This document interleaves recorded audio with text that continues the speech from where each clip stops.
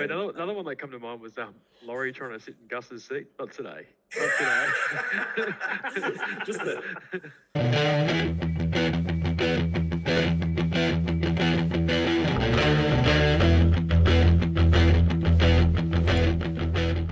G'day everyone, welcome back to the Catch and Pass podcast, episode 11 this week. On this week's app, we've got a recap of round 15. We'll go through the Origin team list for game 2, changes from game 1. We'll have our predictions, first try scorer, win and margin, and man of the match. And our top 3 this week are top 3 Origin moments. Welcome back, boys. The band's back together finally after a few weeks. Bradley, how you doing, mate? Good, mate. Soxy? Yeah, not bad, mate. Dave? Yeah, good, boys. Good to get the OGs back together after a few suspensions. It's been a minute. Weird. It's like a I don't know, like NWA get together again. Like all the guys are back together with attitude. With attitude. Right, yeah. We'll start off with our round 15 wrap up. Quickly go through the scores. Bunny 46, too good for the Broncos, 0. Was a very one-sided affair essentially in that game. Bunnies scored fairly periodically through the game, and the Broncos weren't really ever in it. Sharks 26 to Cowboys 24. Penrith 38 to Roosters 12. Roosters gave up a 12-point lead in that game. Knights 10, Warriors 6. The game was pretty even up until the 75th minute when the Knights scored, put themselves in front. Dragons 22, Raiders 20. Bloody Raiders again give up a 12-point lead. I think it's 8 or 9 times this year out of 15 games where they've been in front and given up a lead. I don't know what's going on there. I don't think it's got anything to do with skill. It seems more of an attitude thing to me. Storm 66 over the Tigers 16. They're well on their way to I'm pretty sure the record winning margin's like 68, and they got there with 5 tries in the first 15 minutes, which put them way out in front, and then they just stayed there. Tigers got a few tries towards the back end, but were never in it. I was actually a little bit disappointed. I was kind of hoping the Storms would break that record. I thought they put the Q in the rack. It was disappointing that they didn't, really go on with it. Yeah, like those Tigers. They definitely look like they could have. Those Tigers tries weren't like they. They're pissed. Were nothing to them. Yeah. Hello, Mrs. Stocks. yeah. Welcome. Parramatta 36 over the Dogs 10. Dogs were right in it till half time, and then Parra just ran away with it. And the final game for the round is unbelievable. It's sort of weird to have two big games from 2 teams in one round, but Manly 56 over the Titans 24, outscored 48-0 in the second half. That in itself could be better than the Storm start against the Broncos. Unbelievable. The Rabbitohs start against the Broncos. Especially, we'll consider Manly were behind 16 points at half time. Like for the Titans to, they didn't score in the second half. Like score 24 points in the first half, then nothing in the second, and have 48 points to put on you. That's unbelievable. But in that second half, Manly were just scoring at will. At one point, the Titans had only touched the ball a handful of times, and they'd already put on 3 or 4 tries. It was mental. Just have anything to take out from round 15? I thought, Broncos up the shit, man. Like, it's worse than we thought. We're seeing they're starting to finally swing the axe outside of the team now. And that being said, they put TPJ and Lodge on the market 2 minutes after the final siren went. But we saw some names behind the scenes get the axe. Ben Ikin's now been appointed football director, not officially yet, but football director. Are you chasing a spider, Hodgie? I think you might have found 5 cents between couch cushions.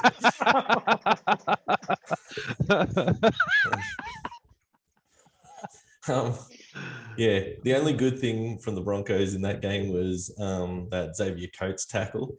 Yeah. what a Oh, that fun- was great. yeah, and funnily enough, he's been dumped from Origin, probably based on his defense, and he Yeah, pulls that out. The irony. that was an unbelievable chase by him, though, wasn't it? It's like, I think who was someone was getting in front of him on his chase, Yeah, and he's just still like managed to mow him down. It was unbelievable. Was it a gag I think, or someone? He's got one of those running styles where his stride's so long, it doesn't look like he's moving that quick, Yeah. but he It's takes like effortless, 3 steps in 10 meters. Yeah, like Jason Saab almost. Fuck, he's fast, man. proper sprinter, that guy. Hey, do you see the Bunnies though? They completed it. They completed 29 of 42 sets. Like I thought they put the Q in the rack as well against the Broncos. Yeah. Not at the end, but throughout the whole game, just handling errors and forward passes, man. Like it's pretty rubbish to watch actually. Like the scoreline didn't really say it all. Like I thought the Bunnies were average in parts. But the Makes you combination, wonder in those types of games whether or not they could have gone on with it against a higher quality team. Yeah. Right, we'll get into Origin Game 2. The team list came out the other day. Obviously, Queensland has quite a few changes. It's going to be probably the biggest topic we speak about. So the Queensland team, as it's been named, we've got Walsh, fullback, Val Holmes, and Felt somehow keeps his spot on the wing. can we do it in Uh, alphabetical order or positions? I could not believe when New South Wales, after all the stuff I've been talking about Queensland. Oh, gee, New South Wales just come leave up your with it. mic, bro. There's like percussion noise coming through it. Sorry, bro. Still. It's funny. Munster. What's that? Oh, the naming the team alphabetical is just like, you know what it felt like to me is I feel like Freddie's the kind of guy that he's been sucking about that for years, that he's just doing it to say like, well, fuck you, I'll do it now. And then Queensland have just gone like, well, here's our 1 to 17. yeah. Just change it up. Just to be a fuck, just those little digs at each other. Yeah, so we got Munster, DCE, Welch is back after he missed most of the game in game 1 for concussion. McCulloch comes in at 9, which is a bit of a surprise. Papali'i's back in the team, which is probably the biggest in. Kafusi, Arrow's been named at second row, but at the moment he's in hospital with an infection. It's Don't know how just a serious it is or classic whatever, but Queensland thing. Yeah. who knows? Smoke and mirrors. Some sort Stubbed his some toe sort on the of way to lead up. training and he's got an infection now.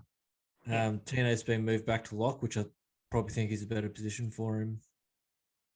Ben Hunt comes onto the bench, which actually I kind of like.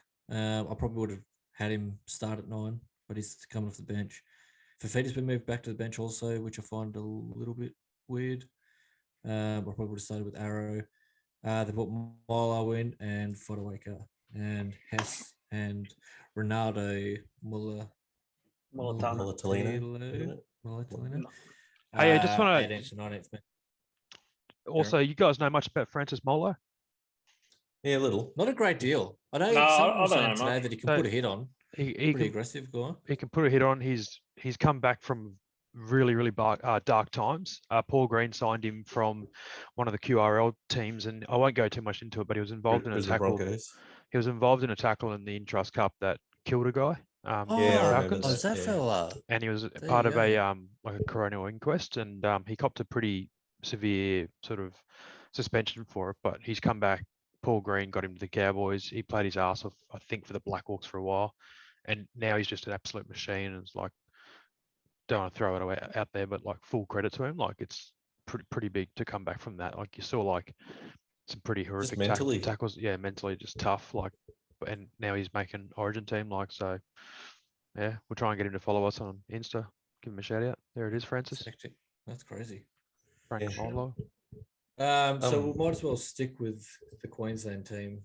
New South Wales is pretty much 1 to 7. Crichton came in for Travojevic. who's out. Have they got- Didn't they bring in Finucane, or is he just like on the bench? Nah, Finucane. he's extra. I wish he had have come into the team. I don't know really where he fits, but he's a gun, and I love him. But pretty much Junior Paul moved to starting, and Crichton will start on the bench. Like, it's a good headache to have, eh? Like, Oh, you dude, know? having Turbs go out or like J Turbs go out and then have him come in. I don't think we're going to lose too much out of it. Well, I man, kind of like and Junior Paul Jake- starting. Jake only played like 27 minutes of game one, and because that's all they needed him for. The job was done.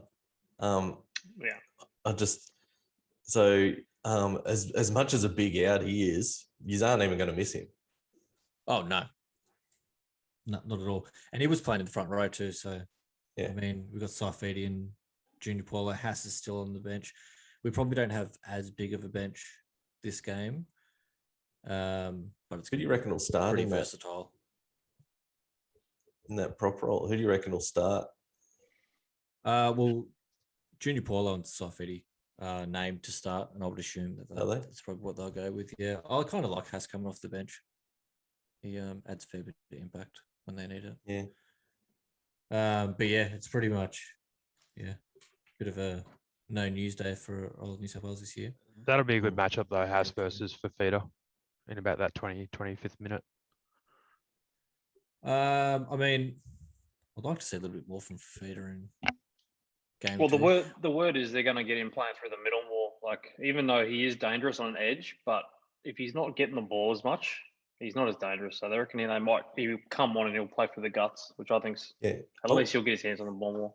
I like that. I like him coming off the bench because he's not going to gas himself making tackles in that first 20 minutes and Exactly come right. on fresh. Like you said, up the middle. I reckon that's a good idea. You think about it, like, he's not a Kafusi. It's the same kind of thing as McCulloch. Like, they're getting in, they're going to do the shit work. They're going to do the shit tackles, like all that shit work. And then you're going to bring on like the spark, which is Hunt when he's ready, and then the spark of Fafita. So Yeah, exactly. you're getting guys like McCulloch and that doing the shit work and whatever else. And then I'm guessing that's going to be the plan. Which Well, isn't that's too what, bad. because McCulloch, he's not going to light up the world by any means, but he will make 40 tackles. Yeah. And He might have to make 70. yeah, well, he might. You never know. Yeah, but he'll do that, then mate. Hunt will come in. Then Hunt will come in, and he's got a bit of run and He's got something else in his. He ticks differently during Origin, Ben Hunt. Like, nothing spectacular, but he had a blinder in one of those games last year. Especially in that hooker role. I feel like he's a much better 9 than he is a 7. he is. He's been in good form for Dragons. Like, yeah, he's been playing halfback, but he's not coming off a shit form in personal form. So I think it's a good pick. Oh, I think it's a great pick just for that experience level. Yeah, well, I think we all said he should have played game one. Especially over AJ. Like, well, I mean, I think he's out anyway through injury, but yeah, but you got Brimson. You go, hey man, here's a 14 role, which Ponga played, Hunt's played it for years. I know you're coming back off kind of an injury. Fucking see how you go. And look, he put in efforts, he tried, but it just didn't suit him, mate. Like, It's just not built for it. No, he's that poor player. He either starts or he misses out. So you could see even when he was playing that hooker role, even his surface from dummy half, like you could tell it was not awkward. Like, he had like fairly good delivery, but he just didn't look like he'd had hooker experience. He just didn't seem like that sort of like came naturally to him. I think. Sorry, go on. No, yeah. I think that's a great point. I think Hunt's going to give better service. I know this is. I think we're going to have a better roll on with Papali'i and Welsh. Like, as long as Welsh doesn't knock himself out, but I think those are two huge ins. Those two guys is going to help us in the middle. I don't think we're going to beat you on the edge, obviously, with Tommy and fucking Latrell, but through the guts, I reckon we're going to have a real good crack. They're all-time props, Papali'i and Welsh. So. And Papali'i, he would have been watching game one, fucking foaming at the mouth. Hey, like he would have been fucking furious that he wasn't out there, and like before game one, I was saying that I wanted to see Fafita and Fasil Malawi get in people's faces, and they just didn't do it. And I feel like Papali'i is the guy that he's going to come in there and he's going to fucking, get under some Mate. people's skin. He's got a point to prove 100%. too, given Canberra's season, and he's Oh, big time. a couple Yeah, of even- weeks ago, even Yeah. Canberra's season, he's still been fucking outstanding this year, like, when he's been on the field. I felt like Tino didn't do that enforcer role in game one because he was just in the middle taking hit ups and defending his ass off and doing all that stuff where he did just when it came to shooting out the line and putting on a big hit to sort of like turn momentum. He just didn't have He's it going in to him to do he's it. going to be a lot more comfortable at 13 for sure. Way He took- more. He took a backward step as soon as Tommy Turbo ran over him in the Yeah. first set. Like, Mm. you guys remember I the can first believe set? Yeah, I It can was believe that. Turbo, then Teddy, then Turbo, and I can't remember if it was the first or the third tackle. Yeah. Turbo went straight over Tino. I just went. Yeah, when "Holy you fuck," remember when you remember an Origin first set being like all outside backs running hit ups, like what the fuck was that all about? Just Who- that wasn't- stupid wasn't there a freaking shallow strip? kick. That's what it was. Tino had the ball stripped from him too, from a halfback or something. Yeah, like yeah, Cleary. Cleary. Oh, Cleary. Yeah, he just gave it to him. Yeah, yeah. That I think there was a lot of that was complacency probably from his Tino that first worst game. point. Yeah. What do what's the thoughts on the young hot boy as my background? I was a bit So confused that AJ So didn't torn. get first dibs. Is there an injury there that I'm not aware of? Yeah, There apparently is. he's got, Oh, okay. bruised bones. Bruce Oh, Bowen and his okay, knee or sorry, I something, missed yeah. that. I missed that. Then I guess it makes perfect sense. Unless Darius Boyd's still hanging around, or they could have given him the call up. But no, I mean, lack of options, really, isn't it? I would have expected maybe Val keeping the spot and blooding him on the wing, but Yep. but I like it. I like the idea. Throw him in, see what you got, kid. Yeah, I was looking up My today mind to see keeps if he's changing. actually. Sorry. I was gonna say my mind keeps changing with that selection because you watch one thing like I watched Gus talk about it on 100% footy, and he brought up like very good, valid points Plus about points. like he shouldn't be getting like a young kid like this. Like it's fine to blood young kids into Origin early, but not off the back of 6 a games. 50, getting pumped by 50 points and in a position of fullback that it's a sort of a vital role. So I understand that, but then on the other hand, it's like, well, Ben Eichen did it and had a very 4 games, Ben successful Eichen. career. Like there's been, and he went on and was fine. I think Jared Haynes started pretty young. Mitchell Pearce, I mean, had a rank winning percentage, but still had he was still thereabouts from a young age. So it's not like, and especially these days, like he's only played 7 games or whatever, and he's freaking playing with that much confidence. That Well, he's made he could be the headlines turning a point. fair few times in those 7 games, hasn't he? So. Yeah, like and so I don't know. I think it would just bum me out if it was a detriment to his career going forward if he doesn't have the best game. So by all reports, the kid's so super fucking self-confident. Like he could have an absolute stinker, and like honestly, he's that confident he'd just shake it off. But that's what I've heard about the kid. But I think also like we don't have any X factor so our points they're not come from anywhere. Like our only try in game one was off a bit of footwork from Capewell and Tommy. Like the rest of the time, Val Holmes is as solid as Val is. He doesn't really create. Munster and Cherry Evans didn't really link with him very well. So I think that's going to be good. Like he's just going to give us a little bit of points. But just quickly on the flip side too, like I don't think we're going to outscore New South Wales. I think New South Wales has more points than we do in them. Like when you're looking at their lineup and their backline. So it's like I think he's in there to get some points, but I think it's going to have to be off the back of good defence from Queensland on the edges as well to stop Tommy in that. It is funny bringing him in and basing the selection more or less off his attack when it's defence that we need, and getting rid of Coates, who you could argue is not the best defender on the wing, keeping Felt, bringing in this guy but why not put Val back at one, who's I would say not a proven defender, but definitely. Yeah, I agree. With that bigger body. Isn't it Odd. weird? Like, It is odd selection. I And agree mean, in theory. Paul we Green, lost by 50 points. Better drop the winger. but It's Paul fucking shit. Green, instead of having a meet and greet or whatever you call it, like a welcome to camp sort of thing, he made them all sit down and watch the entire game, Did 80 they? minutes of it. Oh. Yeah, Paul The Green, game that- like today or yesterday it was reported. So His It's coaching like- strategy is so bizarre to me, honestly. I don't just hate that. I don't hate that. I don't think that's a. I don't know I if don't you think guys are it's that familiar. bad. I don't know if you guys are familiar with the Adelaide Crows preseason in 2018. No.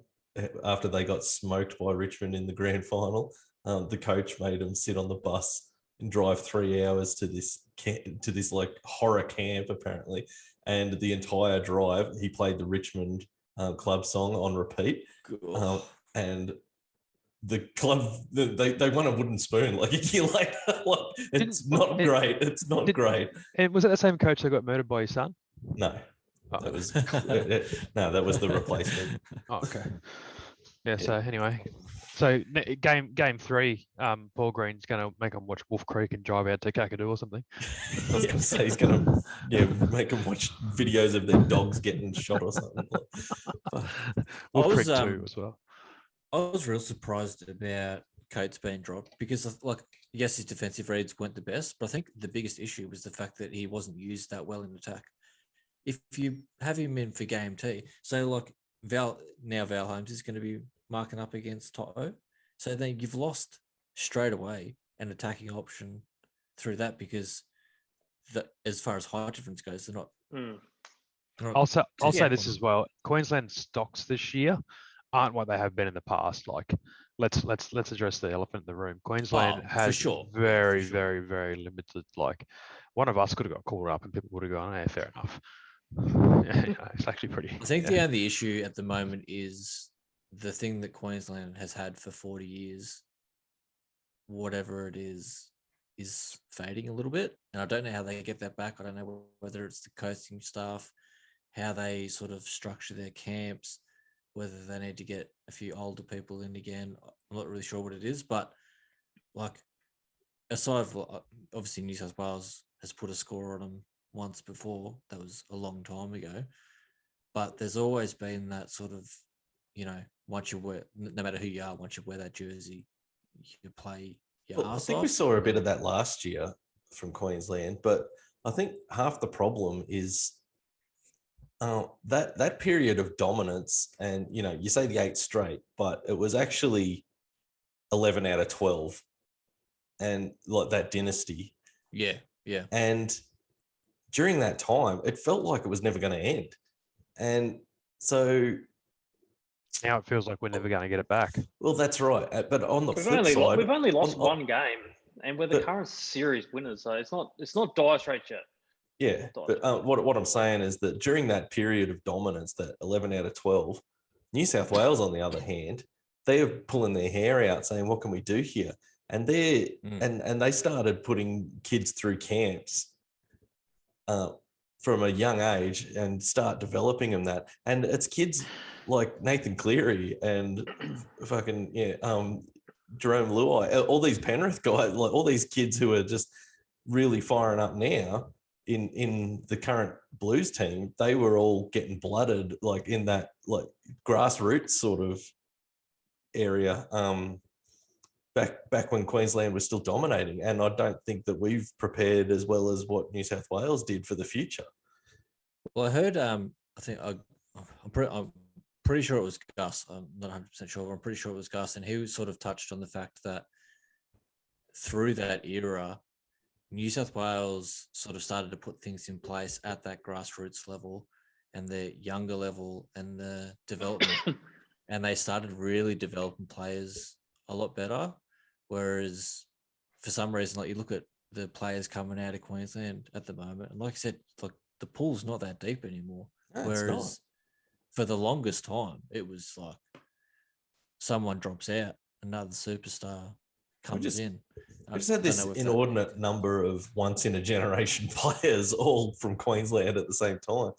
And now it's like, fuck, where's the next I one mean, coming was from? it a coincidence that they just all happened to be there together, or We've you know, gone from I almost don't know what it is, but we've gone from almost bully status to great status of, you know, Cronk, Smith, Thurston, all these players to like, oh, Queensland spirit. That's what we're falling back on, and it's like we're totally demoralised in Townsville, and it's just like we're going to need more than someone coming out saying Queensland spirit. We're going to need some quality and some skill. If not that, sorry, with that, we're going to need a massive defensive effort. Like if we can keep New South Wales to points in the 20s or maybe the 30s, then we're right in it because we have got points we can score. But holy dooly.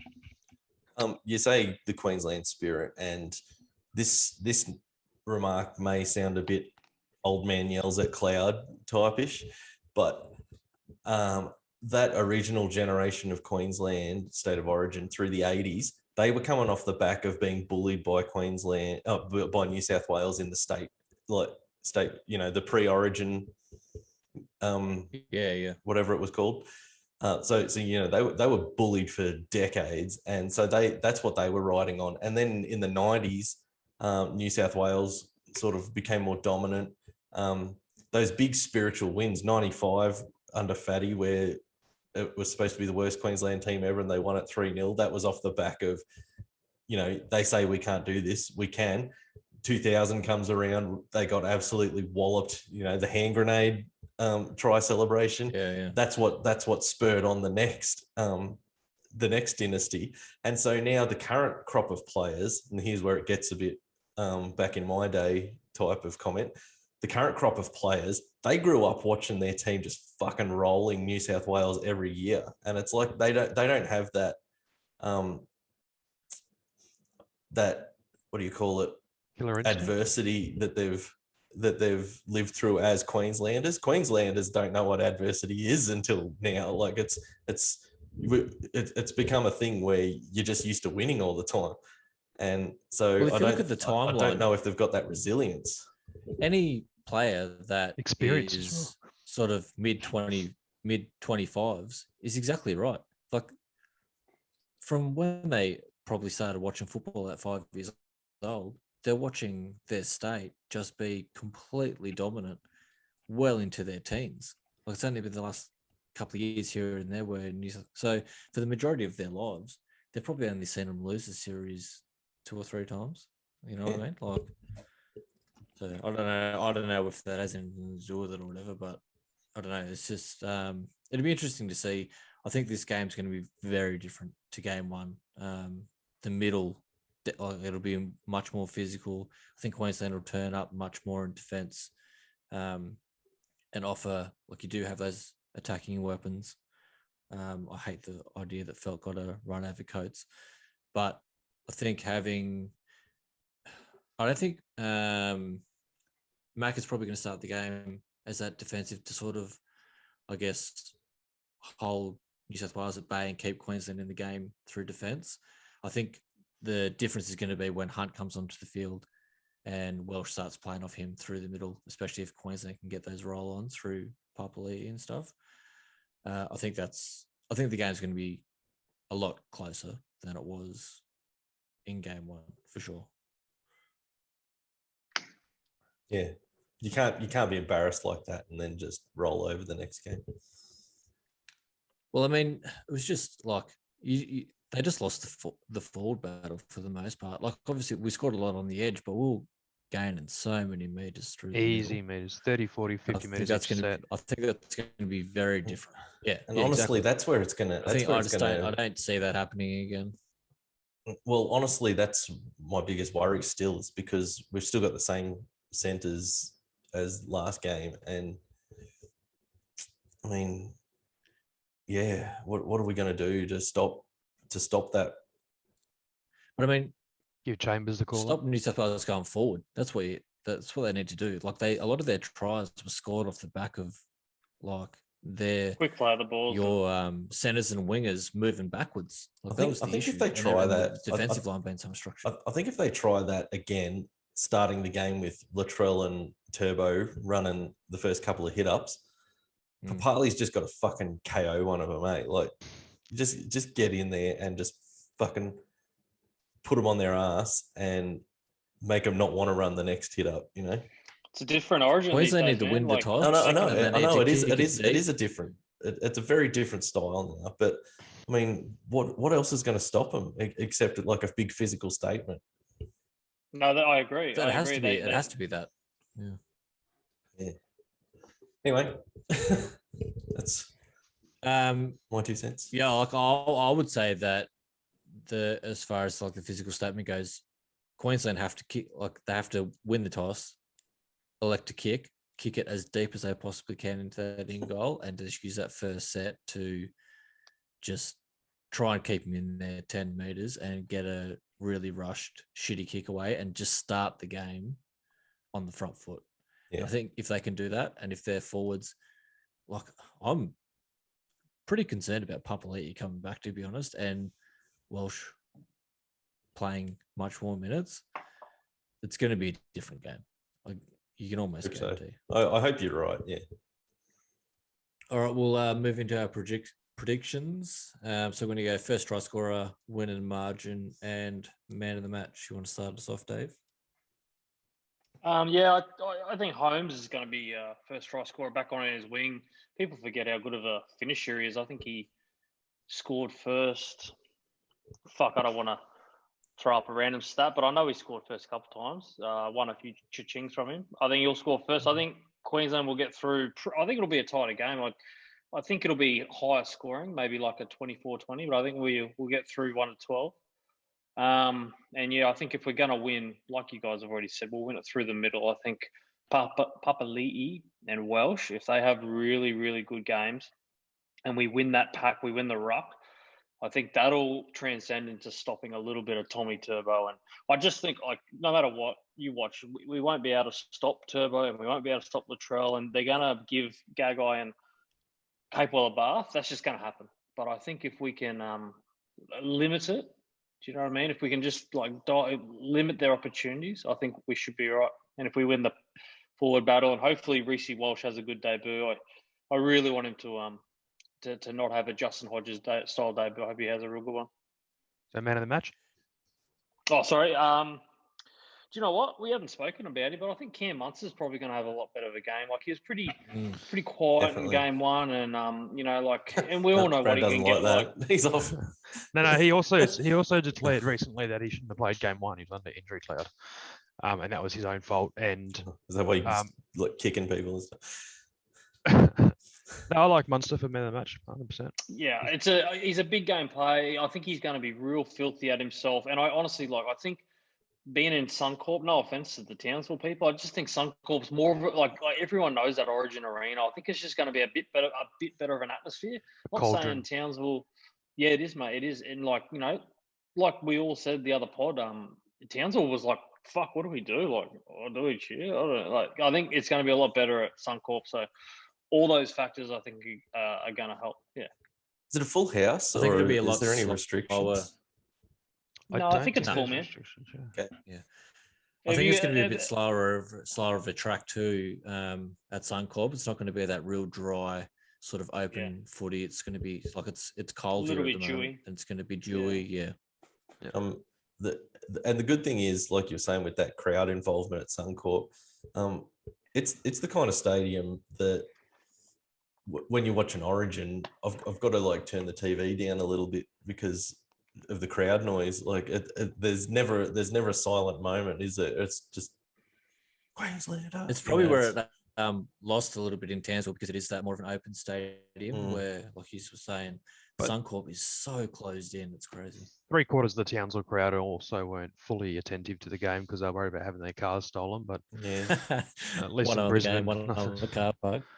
What do you So got? just Bradley? they were just on their So- phone checking their bloody home security cameras every. look, I'm betting with my heart.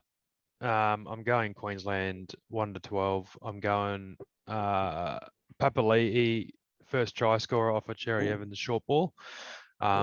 Just right of the sticks, and I'm with Dave, man. It hasn't been mentioned, but until his Cam Munster's going to light the house up, and hopefully his combination with DCE and maybe Hunt somewhere in the back end as well is going to be absolute fire. So, yep, gone Papali'i, Queensland 1-12, and Cam Munster to bring out one of his games like last year. But we need line speed. We need to get up in New South Wales' face and not have them come to us in the line. So if we do that, we're every chance. But we need to dominate the middle field. How Just many quick one. points do you think Oh, sorry. we scored? Finish, Brad. Put an Uh, exact score on. total points, I'm going to go Queensland 22, New South Wales 18.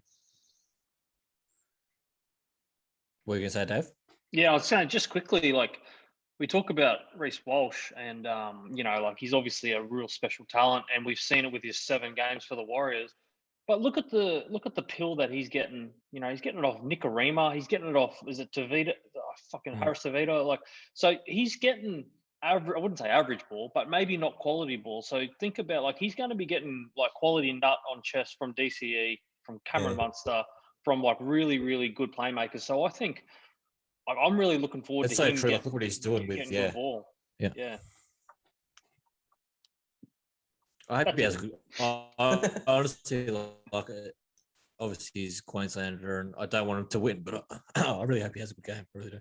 Go Stocksy, what- Stocksy next, and you can finish last because yeah, go Stocks. Yeah, right. So first try for me, I've got a similar theory to Brad, but I'm going for Saul Malawi. Big hit up, short ball, and maybe a poor defensive read, like pushing towards an edge from Cam Murray, because he's a bit out of position there, I reckon, playing on an edge. That's just a theory. May not happen. Hope it does.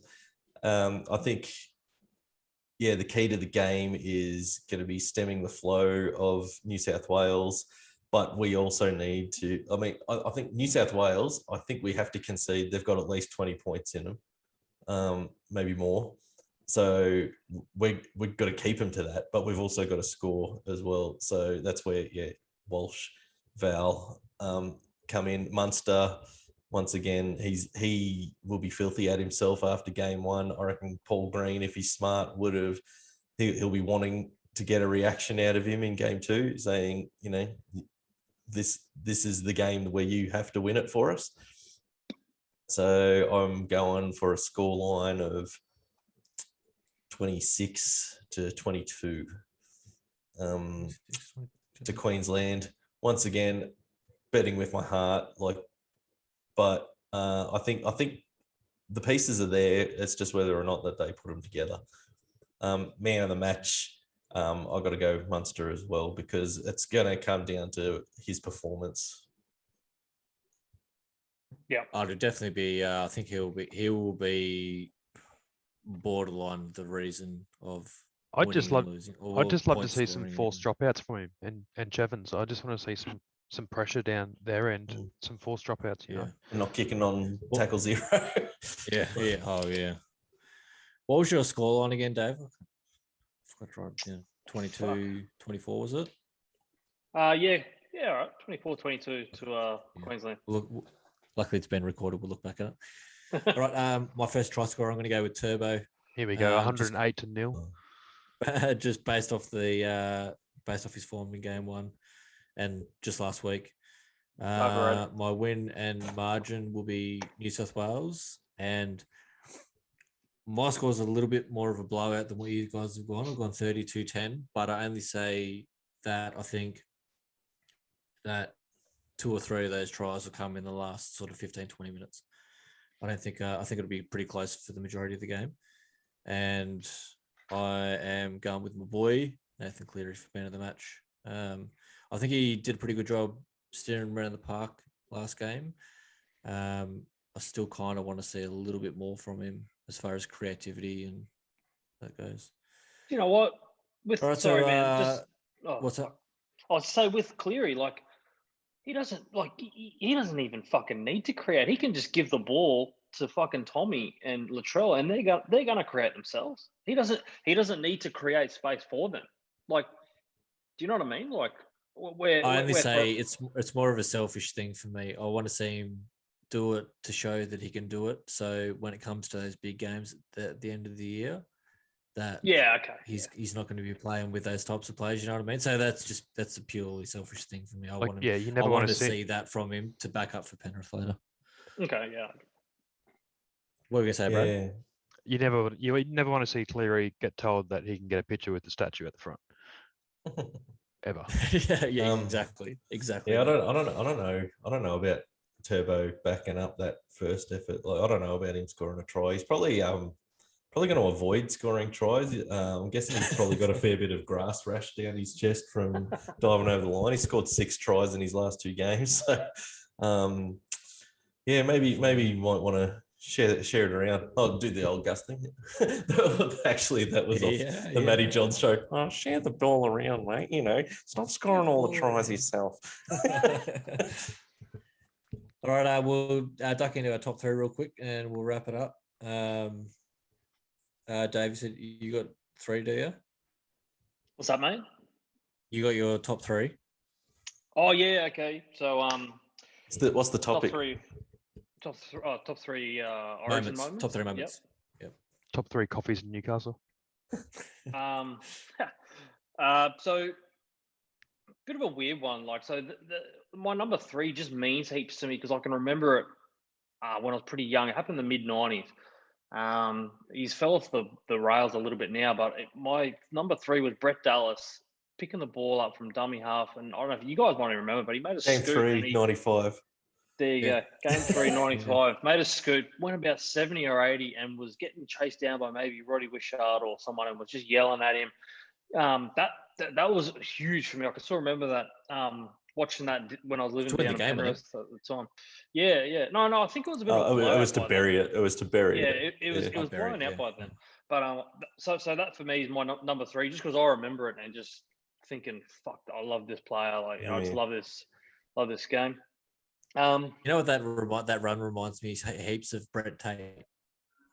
Those two, because I think Tate scored. Except no one came near Dallas. Like, you know, Tate had a lot of work to do. A bit more effort. But is that the one? Is that the one where Rabs was like, "Shut the gate, the horse is bolted"? Like, was that one? So, Dallas wasn't running with a surfboard down his shirt.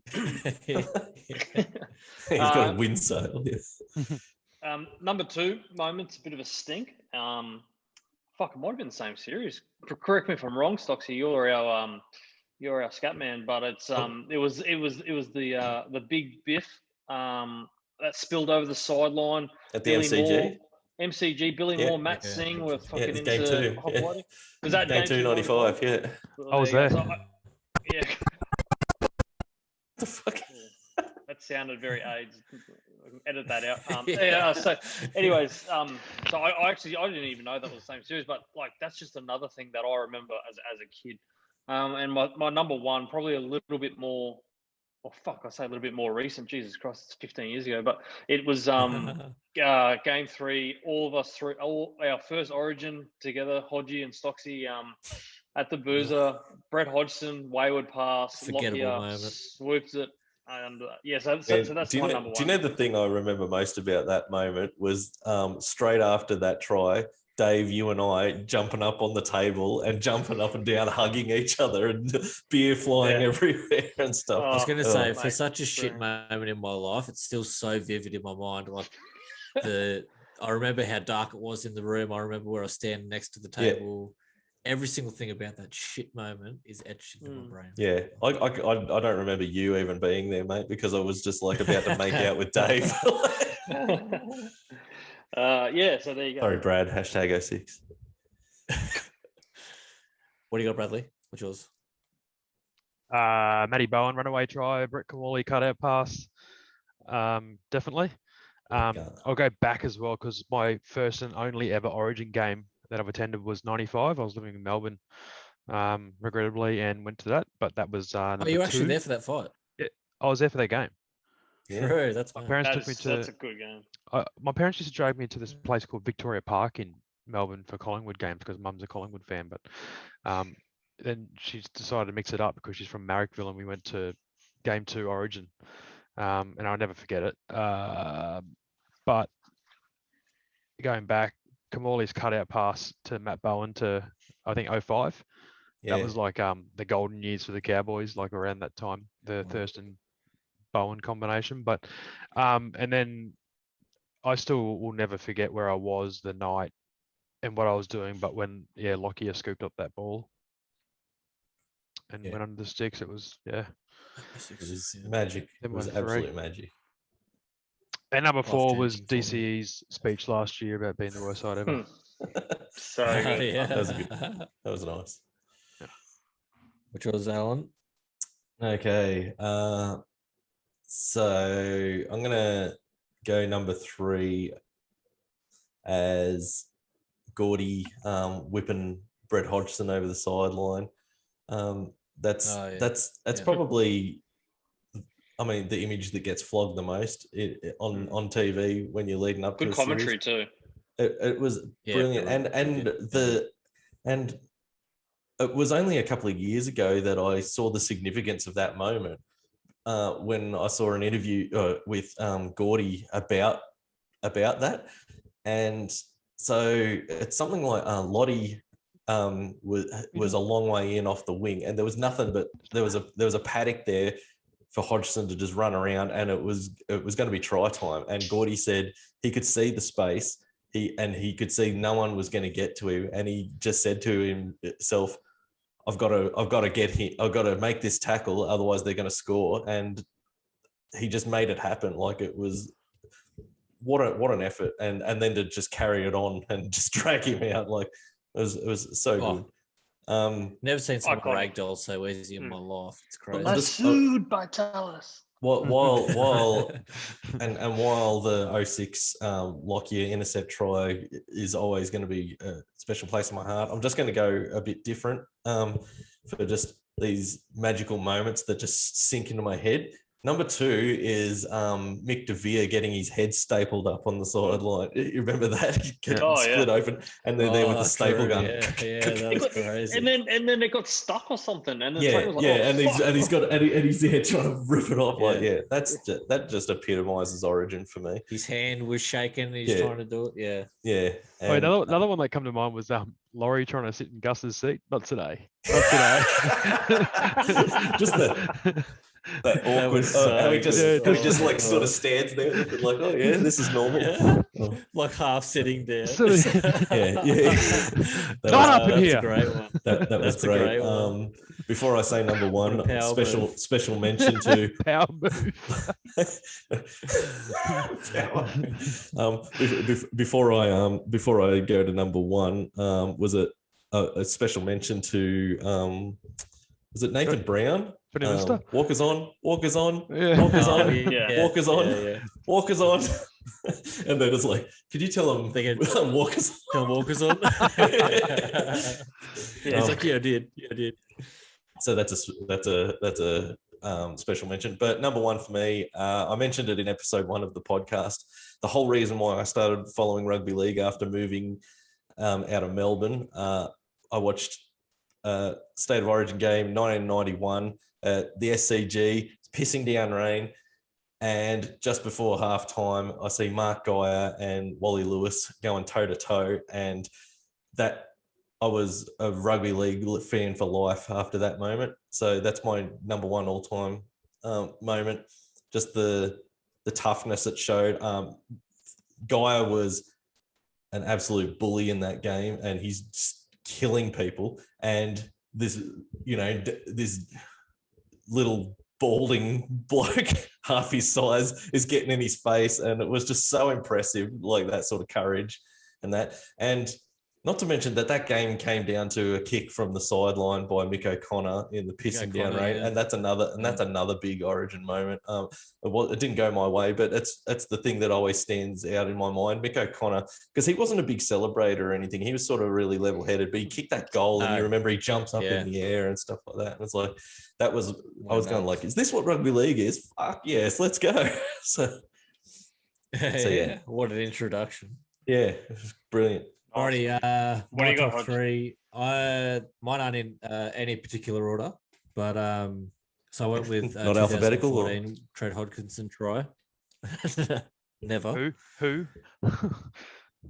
I got 2004 Trent Hodkinson's try, 2014, sorry. Was obviously the series that broke the winning drought, yeah. streak. I just remember 13? that game being really tense. No, 2014. 14. I remember that game being real tense and sort of like really went down to the wire. And someone that you probably wouldn't have expected to open that game up, but he threw that dummy. I can't remember who went was for it, but Thaiday, he slipped through. I think he got Yeah. Thaiday, yeah. That was And, yeah. but- Queensland had just had about like 5 repeat sets Yeah. in defence, and Mhm. I remember texting you blokes watching that, and I was thinking, oh, we're done here, because like you could see they were just gassed. But yeah, credit to the It was weird because I boys. was thinking the opposite because they'd had so many sets on their line. I was thinking, geez, these guys are just not offering a lot in attack here. Like they're sort of going, To me, I could feel it coming, and I was like, fuck, this is gonna. Yeah. Anyway, go on. Sorry. that was honestly one of the hardest times I've cheered in or watching a rugby league game was watching him score that try after being so tense for the whole game and then slotting the goal. Purely just I was so happy that winning run was finally over. My next one's 2019. Teddy scoring that try for the win right on the buzzer. Not so much the try scoring, but sort of Pierce having the balls to throw that ball over the top. And it was kind of felt like after all the shit that he'd been through with Origin, he finally was able to get like that little bit of a moment for himself and to win the game. So it was in 2019. And I'd actually say probably one of my favorites is Game 3, 2005. Game 1, First 2021. 5 minutes. Well, that, yes. My last one's game 5, 2005, Game 3, first 5 minutes. I think New South Wales started with the ball, but then Queensland had it on New South Wales trial line for, I don't even know how many sets it was or how many tackles it was, but it was just like they get sort of towards the end, they'd put a kick in. New South Wales would either kick it over the sideline or they'd play at the ball and get it back. And it just kept being like set after set after set. And then they put a kick in, and then Minicello picked the ball up and then sprinted 80. Bowen ended up tackling him and nearly put him over the sideline, but then sort of they just shifted momentum after that. And I think Joey put can't remember his name now. Guy from the Roosters anyway. Put him over, and it's sort of like just that consistent defense for a full 5 minutes in such a high level. That was game 3 too, though. So that was that game was whoever's going to win is going to win the series. And just the effort in that first 5 minutes, and then it's completely turning the momentum on its head with Minicello running away for 80 meters. Yeah, so they're my 3. Nice. And that's pretty much it. Origin's done. The females have their Origin game on Friday night. And don't forget to jump on our Facebook, our Insta, and if you didn't see the Facebook post earlier on in the week, we are now on Spotify. So if you prefer the listening option, jump onto Catch Pass Podcast on Spotify. Good out, boys, and good luck for Sunday. And, we'll see you next week.